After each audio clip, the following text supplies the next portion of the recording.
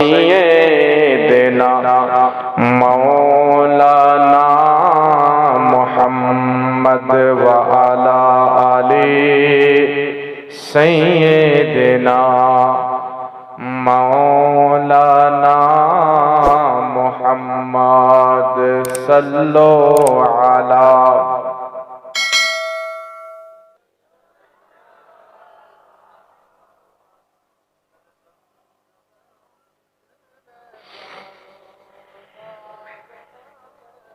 मोहम्मद हरदम ज़बान से निकालो शफीआना मोहम्मद सल्लल्लाहु अलैहि वसल्लम। बिरादर इस्लाम माइक वाला কে আছে একটু কম করেন, একটু কম করে দেন। हरदम ज़बान से निकालो पाक नामे मोहम्मद।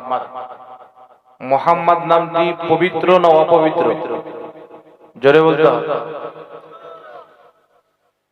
हरदम ज़बान से निकालो शफीआना मोहम्मद, মানে আমাদের শাফাআতকারী মুহাম্মদ সাল্লাল্লাহু আলাইহি সাল্লাম। জোরে বলুন। কিয়ামতের কঠিন দিনে আমার আপনার মতো পাপী তাপী উম্মতদের নবী পাক শাফাআত করবেন। যারা সুন্নি মুসলমান তাদেরই শাফাআত করবেন। সুন্নি ব্যতীত যত মতবাদ রয়েছেন তাদের আল্লাহ রাসূল শাফাআত করবেন না। কেন করবেন না?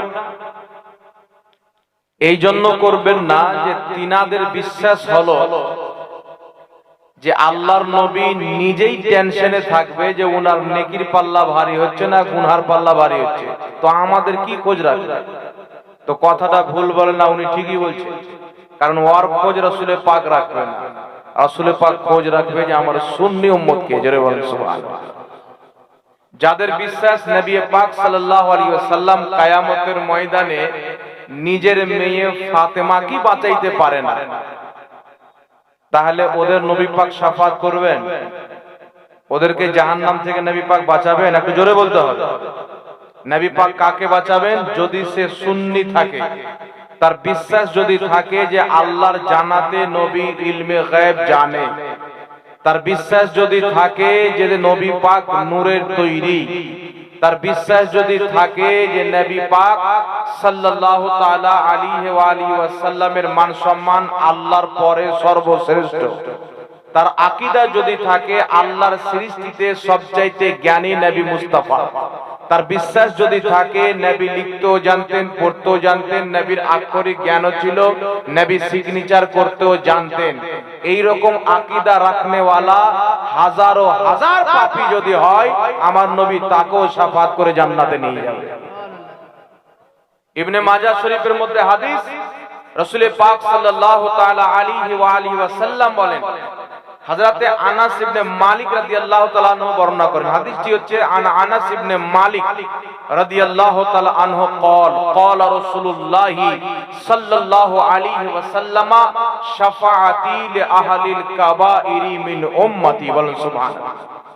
হাদিসটি সহিহ। রাসূল পাক বলেন আমার শাফাআত হচ্ছে আমার উম্মতের কবিরা গুনাহগারদের জন্য, বড় বড় পাপীদের জন্য, বড় বড় মুজলিমদের জন্য, যারা দুনিয়াতে থেকে শয়তানি ওয়াসওয়াসাতে পড়ে পাহাড় সমতুল্য পাপ করেছে কিন্তু জীবনে আমার খেলাফ কথা বলেনি, জীবনে আমার ব্যাপারে আকীদা খারাপ করেনি, নিজের জীবনে আমার কোনোদিন গুস্তাখি করেনি, যার আকীদা আল্লাহর সম্পর্কে আমি রাসূল সম্পর্কে সঠিক আছে, সেই যতই গুনাহগার হোক না কেন আমি মুস্তাফা তার শাফাআত করে জান্নাতে নিয়ে যাব। বলেন সুবহানাল্লাহ। তো ঈমান যদি থাকে সে একদিন না একদিন জান্নাত পাবে, যতই পাপী থাক। এটা রাসূলুল্লাহর হাদিস, বুখারী শরীফের মধ্যে হাদিস, একটি ধ্যান দিয়ে শুনবেন। রাসূল পাক সাল্লাল্লাহু আলাইহি ওয়াসাল্লাম বলেন, কিয়ামতের ময়দানে আমার উম্মতের মধ্যে যাদের অন্তরে রায়ের দানা পরিমাণে ঈমান আছে বা তার চাইতেও কম ঈমান আছে, সে যদি জাহান্নামে চলে যায় আমি মুস্তাফা জাহান্নাম থেকে বের করে জান্নাতে নিয়ে যাব। একটু জোরে বলবেন না সুবহানাল্লাহ। নবী পাক সাল্লাল্লাহু আলাইহি ওয়াসাল্লাম শাফাআত করবেন, এই ব্যাপারে হাদিসে মুতাওয়াতির রয়েছে। তাওয়াতুরের সহিত হাদিস বর্ণিত হয়েছে। তাওয়াতুর কাকে বলা হয়? যে হাদিসকে 10 জনের চাইতে বেশি সাহাবা বর্ণনা করেন, যার মিথ্যা হওয়া অসম্ভব, এই ধরনের হাদিসকে কোন ব্যক্তি যদি অস্বীকার করে তো শরীয়তে তাকে কাফির বলে আখ্যায়িত করা হয়েছে। তো আমার আপনার নবী কিয়ামতের ময়দানে গুনাহগারদেরকে খুঁজে খুঁজে জাহান্নাম থেকে বের করে জান্নাতে নিয়ে যাবেন। এই ব্যাপারে হাদিসে মুতাওয়াতির বর্ণিত হয়েছে। এটাকে যে অস্বীকার করবে ওই ব্যক্তি মুসলমান থাকবে। একটু জোরে বলবেন না সুবহানাল্লাহ। আমার আপনার নবীর শাফাত আমরা চাই না একটু জোরে বলতে হবে। চাই না। আপনাদের সম্মুখে আমি কয়েকটি আকীদা পেশ করব। একটি কথা মনে রাখবেন, দুনিয়াতে সবকিছু চেঞ্জ করেন কিন্তু আকীদা পুরাতন রাখেন। আমার রাসূল সাল্লাল্লাহু আলাইহি ওয়াসাল্লাম বলেছেন যে আমার উম্মতে 73টি ফিরকা হবে, 72টি জাহান্নামে, একটি জান্নাতে। 73টি ফিরকা কি হবে? বের হবে। রাসূল পাক সাল্লাল্লাহু আলাইহি ওয়াসাল্লাম সাহাবাকে দাগ টেনে দেখালেন। একটি দাগ সোজা করে লম্বা করে টানলেন, আর বাকি 72টি দাগ তার সাইডে ছোট ছোট করে টেনে দেখালেন যে এই যে সোজা দাগটা আছে এটাই হচ্ছে আসল পথ আহলে সুন্নাত ওয়াল জামাত। এই জামাত থেকে যারা বেরিয়ে নতুন নতুন জামাত তৈরি করে এরা সবাই হচ্ছে জাহান্নামের পথ। কিসের পথ? জাহান্নামের পথ। আজকে আপনি যদি দেখেন শিয়া কোথায় থেকে বেরিয়েছে? সুন্নি থেকে কেটে শিয়া বেরিয়েছে। খারজি কোথায় থেকে বেরিয়েছে? আহলে সুন্নাত ওয়াল জামাত থেকে কেটে খারজি বেরিয়েছে। দেওবন্দি কোথায় থেকে বেরিয়েছে? সুন্নি থেকে কেটে দেওবন্দি বেরিয়েছে। আহলে হাদিস কোথায় থেকে বেরিয়েছে? সুন্নি থেকে কেটে আহলে হাদিস বেরিয়েছে। যত ফিরকা ইসলামে হয়েছে কিয়ামত পর্যন্ত হবে সবাই সুন্নি থেকে কেটে বেরিয়েছে।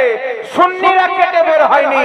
সুন্নিদের ওটাই ইসলাম যেটা আজমিরের মুঈনুদ্দিনের ইসলাম, বাগদাদে গৌসে আজমের ইসলাম, আপনার ইরাকের ইমামে আজম আবু হানিফার ইসলাম, যেটা কারবালার ইমামে হুসাইনের ইসলাম, যেটা মদিনার মুস্তাফার ইসলাম। আল্লাহু সুবহানাহু আল্লাহু আকবার। আমাদের ইসলাম বানানো না, আর আমাদের ইসলাম পুরাতন না। আমাদের ইসলাম পুরাতন না, সুন্নিরা হচ্ছে পুরাতন, এতে কোনো সন্দেহ নাই। আজকে যারা নিজেকে আহলে হাদিস বলে দাবি করে 1847 এর পূর্বে এই জমিনের মাটিতে তাদের কোনো মাদ্রাসা নাই, তাদের কোনো মসজিদ নাই। আর যদি জিজ্ঞাসা করে যে বেরেলভীরা তো 114 আপনার 150 বছর পূর্বে জন্ম হয়েছে, আপনাকে আমি সিম্পল বলে দিচ্ছি শুনেন, বেরেলি কি করে হলো আর দেওবন্দি কি করে হলো। এই ইতিহাস না জানার কারণে অনেক কেউ পথ হারা হয়ে যায়। একটি কথা মনে রাখবেন, এক জামানাতে দেওবন্দিদের আসল সুন্নি ছিল, আহলে হাদিসদের আসল সুন্নি ছিল। সুন্নি থেকে কেটে বেরিয়েছে, আর যখন ডুপ্লিকেট মাল কেউ বিক্রি করবে তো আসল বলে বেশি চিল্লাবে। এরকম হয় কি হয় না? মার্কেটে যখন যাবেন, যারা কোম্পানির মাল নিয়ে আছে বসে আছে, যারা গ্রাহক তারা খুঁজে খুঁজে তার দোকানে পরিবেশ করছে, আর যা ডুপ্লিকেট মাল আছে আরে অরিজিনাল কোনো সমস্যা নাই, গ্যারান্টি দেবো, অমুক ধমুক, বেশি চিল্লাই না। তো যারা 72 জাহান্নামী ফিরকা তারা বেশি হাদিস কোরআন বলে চিল্লাবে, কিন্তু না হাদিসকে মানবে না কোরআনকে মানবে। তারা নিজের তাবিয়াতকে মানে, কোন হাদিস থেকে যদি তার মতবাদকে প্রমাণিত করা যায় সেটা মেনে নিবে, কোন আয়াত থেকে যদি তার মতবাদকে প্রমাণিত করা যায় সেটাকে মেনে নিবে, কিন্তু তার বিপক্ষে যদি আয়াত যায় ওই আয়াতটাকে এড়িয়ে চলবে, ওই হাদিসটাকেও এড়িয়ে চলবে। আপনি দেখেন বিরাদের ইসলাম, আপনাকে একটা উদাহরণ দিয়ে আগে বুঝিয়ে দিই, দেওবন্দি আর সুন্নি এটা আগে বুঝবেন। সর্বপ্রথম মনে রাখবেন, আজ থেকে 100 বছর পূর্বে মক্কা মদিনাতে কাদের হুকুমত ছিল জানেন? 100 কয়েক বছর পূর্বে খেলাফতে উসমানিয়া কায়েম ছিল। মক্কা যেটা সৌদি আরব, দুবাই, কাতার, ইয়ামান, জর্ডান, আপনার যেটাকে ভেঙে 22টি দেশ তৈরি করা হয়েছে। এই 22টি দেশে খেলাফতে উসমানিয়া কায়েম ছিল, ওই সময়তে মুসলমানরা সুপার পাওয়ার ছিল। যখন ইহুদি মুসলমানের নাম শুনতো থরথর করে কাঁপতে আরম্ভ করত। দুনিয়ার যত অমুসলিম রয়েছে মুসলমানকে দেখলে, নাম শুনলে থরথর করে কাঁপতে আরম্ভ করত। ওই সময়তে মক্কা মদিনাতে সুন্নিদের হুকুমত ছিল। যুগ যুগ থেকে সুন্নিরা মক্কা মদিনাকে কন্ট্রোল করে এসেছে। তাই জান্নাতুল বাকিতে আজকে থেকে যদি 100 বছর পূর্বে যান, 1922 সালের পূর্বে জান্নাতুল বাকির প্রত্যেকটি কবরের উপরে গুম্বাদ তৈরি করা ছিল। জান্নাতুল মুআল্লার প্রত্যেকটি কবরের উপরে গুম্বাদ তৈরি করা ছিল। হযরতে আমির হামজার কবরের উপরে গুম্বাদ তৈরি করা ছিল। হাজারো হাজারো বছর থেকে যখন আমেরিকা চাইলো মুসলমানদের নিশানি মিটিয়ে দিব, যখন ইসরায়েল চাইলো মুসলমানদের নাম ও নিশানি মিটিয়ে দিব, তারা সর্বপ্রথম মুহাম্মদ বিন আব্দুল ওয়াহাব নজদীকে খরিদ করে ফতোয়া দেওয়ালো যে দুনিয়াতে যত মাজার আছে সব ভেঙে দিতে হবে। কি করতে হবে? ভেঙে দিতে হবে। এই ফতোয়া কে দেওয়ালো? সৌদি আরবের লোক দেওয়ালো। কাকে খাড়ো করে? আমেরিকার ইসরায়েল। মুহাম্মদ বিন আব্দুল ওয়াহাব নজদীকে আর মুহাম্মদ বিন আলে সৌদকে। মুহাম্মদ বিন সৌদ আর মুহাম্মদ বিন আব্দুল ওয়াহাব নজদী দুইজনকে নিয়ে আমেরিকা বার্তানিয়া মিটিং করলো যে তোমরা খেলাফতে উসমানিয়ার বিরুদ্ধে মানুষকে গুমরাহ করো। যদি তারা তোমরা গুমরাহ করে সৌদি আরবে কবজা করে নাও, ওই সময় আরবের নাম ছিল হেজাজে মুকদ্দাস, তো তোমাদেরকে কি করব? বলছে মুহাম্মদ বিন আব্দুল ওয়াহাব নজদীর মতে শরীয়তকে চালাবো, আর মুহাম্মদ বিন সৌদের আল আওলাদ এই সৌদি আরবের বাদশা হবে। তারা খেলাফতে উসমানিয়াকে ভেঙে সৌদি আরবে তারা কবজা করলো। সৌদি আরবে কবজা করার পূর্বে যুগ যুগ থেকে শত শত বছর থেকে মক্কা মদিনাতে নবী মুস্তাফা সাল্লাল্লাহু আলাইহি ওয়াসাল্লামের জন্মের উপলক্ষে যখন 12ই রবিউল আউয়ালের চাঁদ উঠতো, সৌদি আরবের প্রত্যেকটা বাড়িতে নবী মুস্তাফার নামের পতাকা উজ্জ্বল হয়ে যেত। সুবহানাল্লাহ, সুবহানাল্লাহ। এই বাড়িতে পতাকা লাগানো, মসজিদে পতাকা লাগানো নবী দিবস উপলক্ষে। এটা ভারত থেকে চলেনি, পাকিস্তান থেকে চলেনি, বাংলাদেশ থেকে চলেনি। নবীর জন্ম দিবসে আনন্দিত হয়ে বাড়িতে পতাকা লাগানো এটা মক্কা থেকে চলেছে, মদিনা থেকে চলেছে, আপনার আরব থেকে চলেছে। আরবের সমস্ত উলামায়ে কেরাম ঐক্যমত হয়ে ফতোয়া দিয়েছেন নবী দিবসকে কেন্দ্র করে বাড়িতে পতাকা লাগানো জায়েজ রয়েছে। জোরে বলুন সুবহানাল্লাহ। এটা আরবের পূর্বের উলামায়ে কেরামের ফতোয়া। আপনি সিরাতে হালবিয়া পড়লেন, আরবের সমস্ত উলামায়ে কেরাম মিছিল বের করে জমা হতো কোন জায়গাতে? যেই ঘরে আমার আপনার নবী জন্মগ্রহণ করেছিলেন সেই ঘরের নিকটে সবাই মিছিল নিয়ে জমা হতেন। লাখো লাখো লোক একত্রিত হতেন, সুন্দর সুন্দর খাবারের ব্যবস্থা হতো। আর ওই জায়গাতে আরবের বড় বড় ইমামরা নবীর সম্মানের উপরে ফতোয়া দিতেন, মিলাদুন নবীর উপরে বক্তব্য রাখতেন। ওই সৌদি আরবে যুগ যুগ থেকে নবী দিবস পালন করা হয়েছে, মিলাদুন নবী পালন করা হয়েছে। কিন্তু যেই দিন আমেরিকার পাও চাটনেওয়ালা হুকুমত এসেছে, ইসরায়েলের দালালি করনেওয়ালা হুকুমত এসেছে, মিলাদুন নবীকে নাজায়েজ বলে হলিউড ডে তারা পালন করছে, শয়তানের দিন পালন করতে আরম্ভ করেছে। রিয়াজের মাটিতে সিনেমা হল খুলেছে, সেখানে আপনার হিরো হিরোইনকে নিয়ে গিয়ে ডান্স করায়। কিন্তু যখন ওই জায়গাকে সুন্নিদের হুকুমত ছিল, নাচ গানা হতো না, ওই জায়গাতে নবী মুস্তাফার মিলাদ পালন হতো। জোরে বলুন সুবহানাল্লাহ। সৌদি আরবের মাটিতে যুগ যুগ থেকে মিলাদুন নবী হয়েছে, কিয়ামও হয়েছে। আর এখন মুন্সি বলছে এটা ভারতে তৈরি হয়েছে, আর বলছে কিয়ামের বয়স হলো 150 বছর। একটা মৌলবি আছে দেখবেন বলছে কিয়ামের বয়স হলো 150 বছর, স্টেজে বসে মিথ্যা। আমি একটা চ্যালেঞ্জ করে বলে যাচ্ছি যে ওয়াহাবি অতক্ষণ পর্যন্ত ওয়াহাবি হয় না যতক্ষণ পর্যন্ত মিথ্যা বলার মাস্টার না হয়। এদের মাদ্রাসাতে মিথ্যা পড়ানো হয়, তারা মাদ্রাসার বাচ্চাকে শিক্ষা দেয় আমাদের নবীর আক্ষরিক জ্ঞান ছিল না। নবী আল উম্মি, নবী পড়তে জানতো না, লিখতে জানতো না।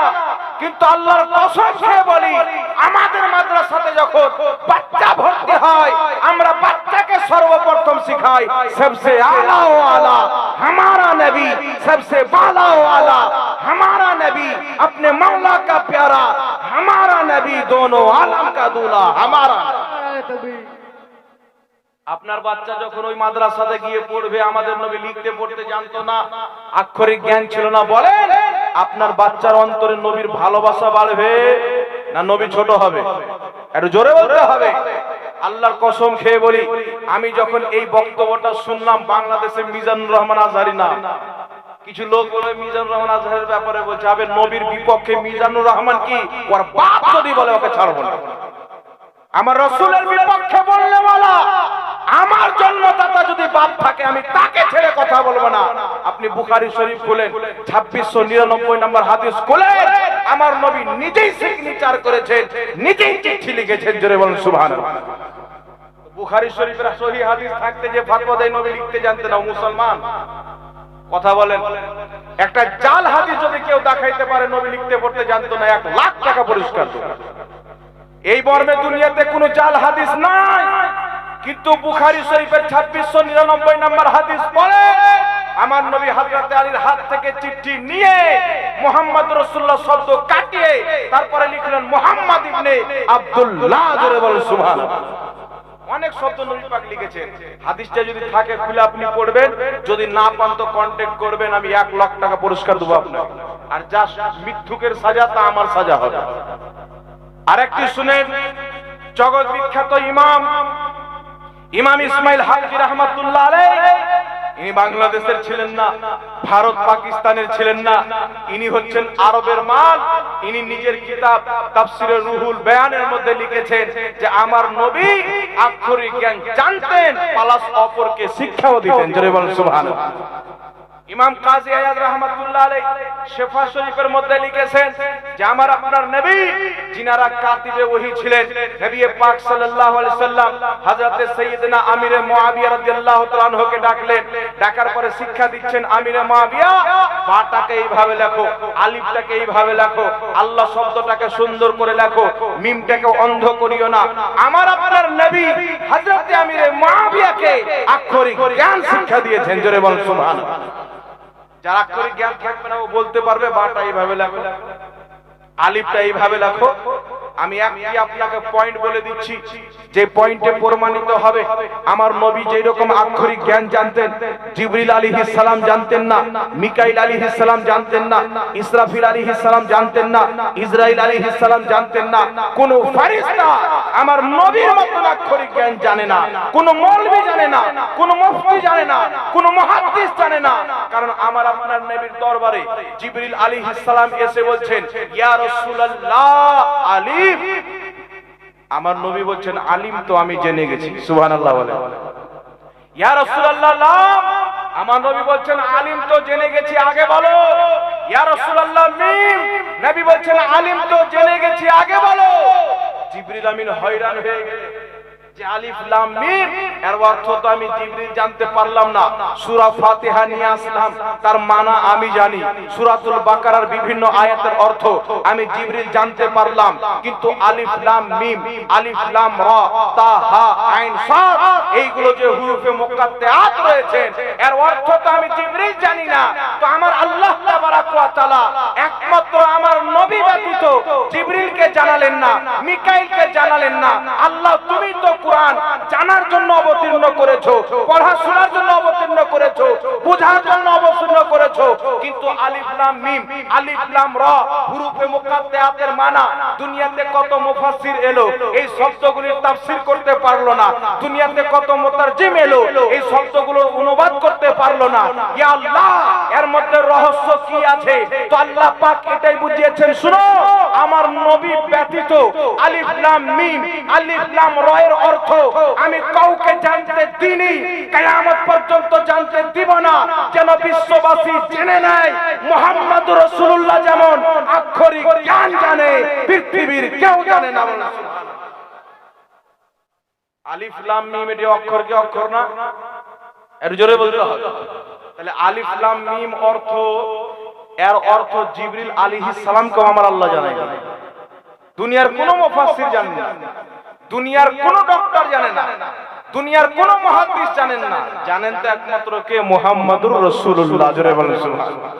তাহলে চিন্তা করেন আমাদের নবী কত বড় আক্ষরিক জ্ঞান জাননেওয়ালা। যেই আক্ষরিকের, যেই অক্ষরগুলির জ্ঞান জিবরিল আমিন জানতে পারেন না, মিকাইল জানতে পারেন না, কোন মানুষ জানতে পারেন না, কোন মুহাদ্দিস মুফাসসির জানতে পারেন না। আমার আল্লাহ আমার নবীকে জানিয়ে প্রমাণ করে দিয়েছে আমার মুস্তাফার মতন আক্ষরিক জ্ঞান কেউ জানে না, আমার মুস্তাফার মতন লিখতেও কেউ জানে না। জোরে বলেন সুবহানাল্লাহ। তাহলে আকীদা শুদ্ধ করতে হবে বাবজি। নবী লিখতে পড়তে জানতেন না, নবীর আক্ষরিক জ্ঞান ছিল না, এই মর্মে কোনো জাল হাদিসও নাই, কোন মৌলবীর কোন ফতোয়াও নাই। কিন্তু বুখারী শরীফের সহিহ হাদিস 2699 আমার নবী নিজেই সিগনেচার করেছেন।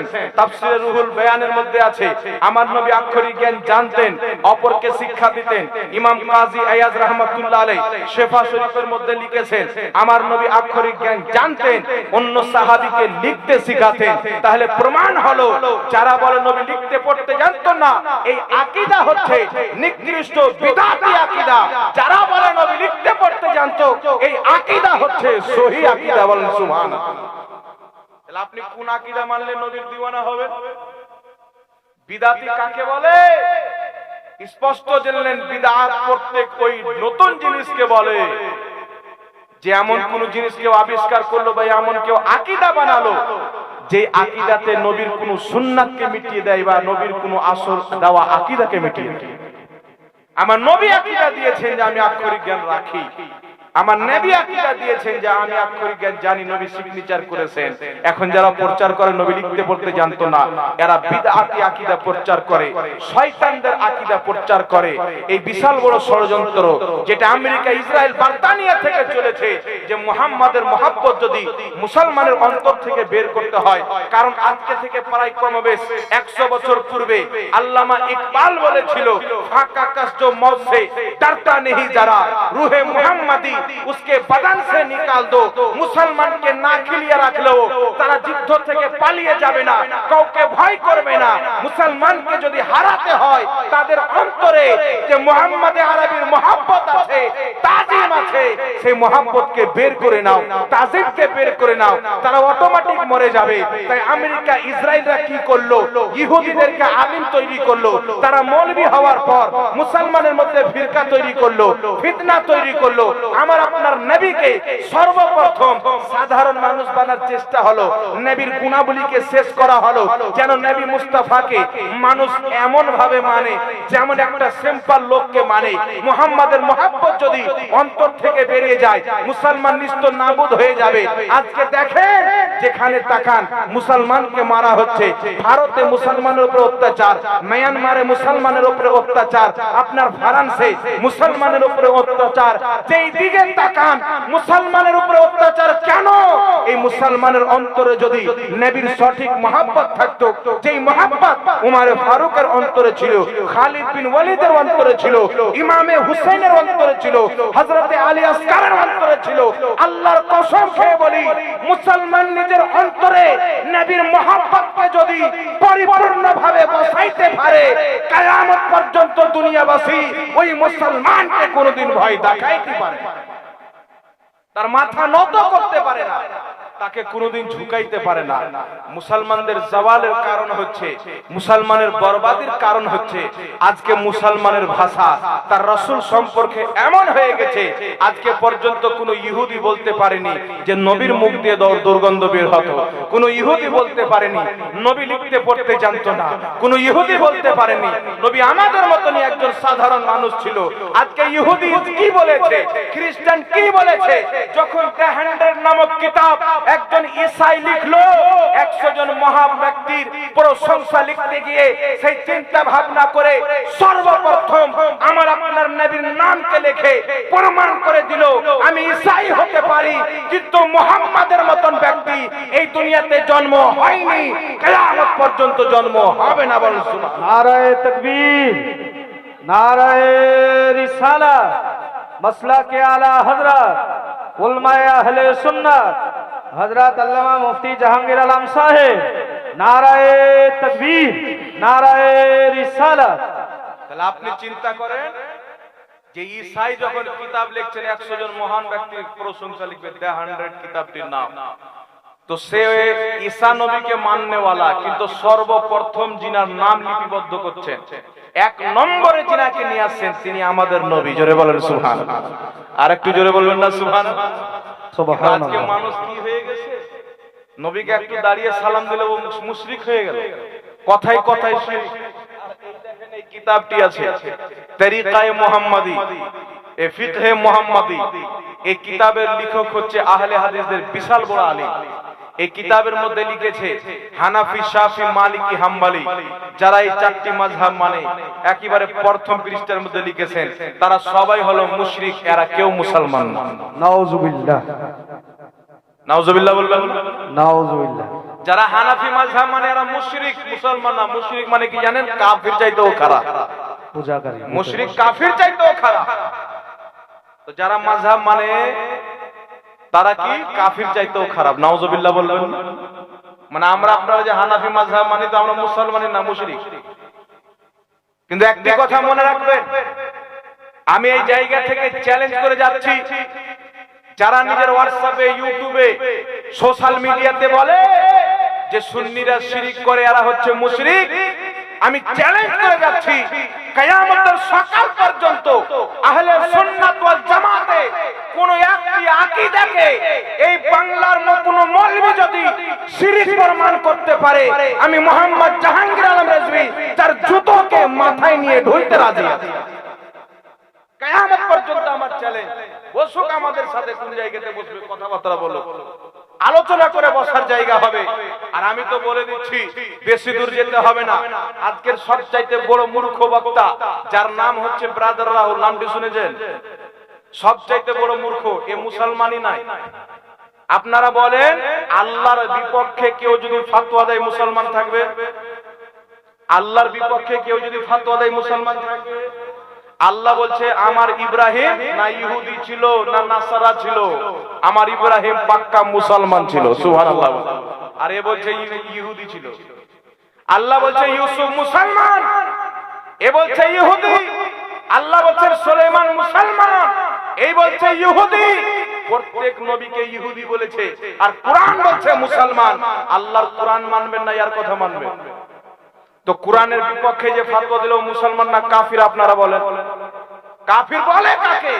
যে আল্লাহর কোরআনের বিপক্ষে ফতোয়া দেয়, নবীর হাদিসের বিপক্ষে ফতোয়া দেয়। তা আমি চ্যালেঞ্জ করলাম, প্রত্যেক নবীকে ইহুদি বলে সিস্টার রাহুল যদি নিজেকে আমার সামনে মুসলমান প্রমাণ করতে পারে, 1 লাখ টাকা তাকে পুরস্কার। আর জীবনে বাংলার মাটিতে আমি ওয়াজ করব, চ্যালেঞ্জ করে বললাম, প্রত্যেক নবীকে ইহুদি বলে আমার সামনে নিজেকে মুসলমান প্রমাণ করবে। কোথাও আসতে হবে না, যদি ভয় লাগে কোথায় বসবে না বসবে তার বাড়িতে বসবে, ডেটও সে দিবে, শুধু 1 সপ্তাহ পূর্বে আমাকে জানিয়ে দিবে। আমি তার ডেটে তার বাড়ি গিয়ে বসতে উপস্থিত আছি। যে প্রত্যেক নবীকে ইহুদি বলে সেই যদি নিজেকে মুসলমান প্রমাণ করতে পারে, 1 লক্ষ টাকা তাকে পুরস্কার দেব। তার বাড়িতে জুতোর গলা মালাই দিয়ে আমি আমার বাড়ি ঝাড়খণ্ড পর্যন্ত যাব। কেউ যদি থাকে আপনাদের এলাকাতে, ওর সঙ্গে কন্ট্যাক্ট করেন, আমার ভিডিও পাঠান, আর ওকে রাজি করান। ও কিয়ামত পর্যন্ত রাজি হবে। ওর বাপ যদি চলে আসে তো রাজি হবে না। কারণ বিরাদর ইসলাম, এরা না কোরআন মানে না হাদিস মানে। এদের মৌলবি যদি বলে দেয় যে পেশাব করার পরে কুলুপ নিয়ে পানিটা বোতলে ধরে আবার পান করতে হবে, আর ভক্তরা ওটা কি জায়েজ মনে করে? কখনো বলছে উল্টের পেশাব পান করা যায়।